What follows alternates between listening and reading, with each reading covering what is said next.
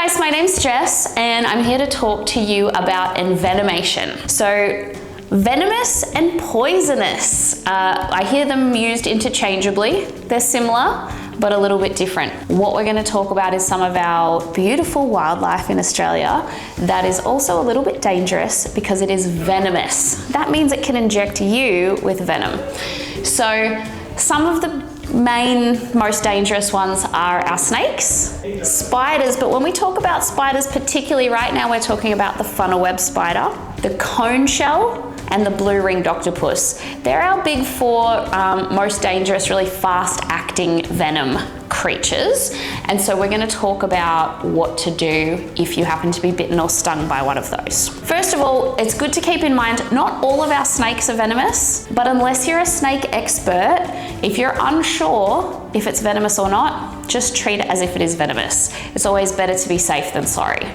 Something that I'm really passionate about is keeping our wildlife alive. So please don't kill the snakes. It is actually a crime. You're not allowed to kill native wildlife. So if you do happen to be bitten by a snake, don't attempt to catch the snake or kill the snake or mess with the snake in any way. Just follow these steps, okay? And these same steps apply for any of those four animals that we just spoke about. The first step is to stop what you're doing and stay calm. So the type of venom that we're talking about is neurotoxic venom. It travels very quickly through your body, but the initial pathway where it travels through your body is your lymphatic system. Now your lymph system is a little bit more superficial than your cardiovascular system. So in order to stop that venom from getting from the lymph system into the bloodstream, we want to stop moving because your lymph fluid moves when your body moves. So stop what you're doing, sit down. If you are treating somebody else, obviously sit them down. The next thing that we want to do is apply a pressure bandage to the site of the bite. So it's just like as if you were wrapping up a sprain or a strain, so a nice firm pressure bandage around the site of the bite.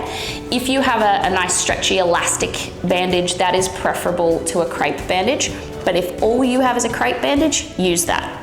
If you don't have any bandages, use whatever you have handy, a t-shirt, a jumper, whatever you can wrap around, okay? So we wrap around the bite site first. Then the second thing that we want to do is apply a pressure bandage the full length of the limb. So if it's your arm, we start at the fingers and work up to the armpit. If it's your leg, we start at the toes and work up to the groin. That's to help keep the lymph fluid still, but to allow the blood to still circulate. It helps to reduce pain and reduce risk of swelling and edema and some other things that you wouldn't want.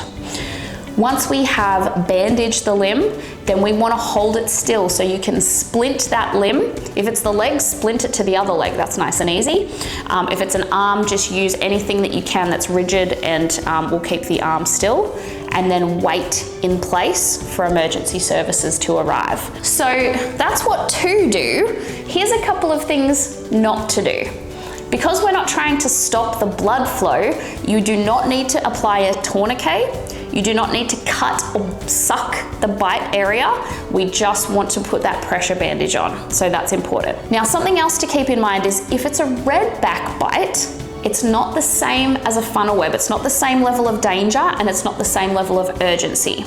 So with a redback bite, you don't apply a pressure bandage. You just wash the bite site and put a cold pack on.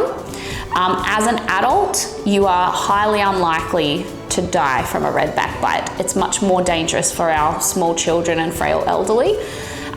So really good chance that you're going to be fine and you've got a lot more time on your hands if it's a redback.